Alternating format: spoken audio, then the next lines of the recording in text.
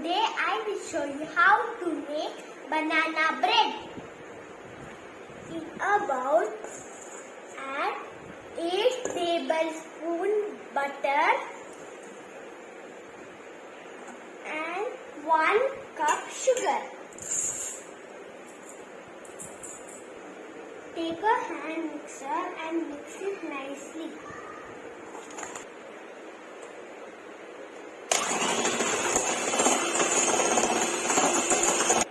Next add 2 eggs and beat it.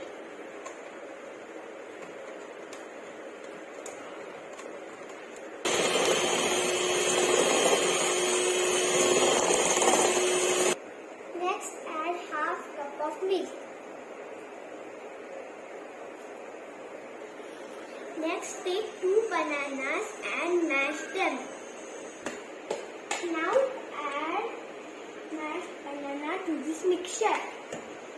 Salt, vanilla essence and 2 cups of maida. Add 1 teaspoon baking soda. You can add 2 chopped nuts if you like. Now bake the bread at convection mode for 200 degrees for half an hour.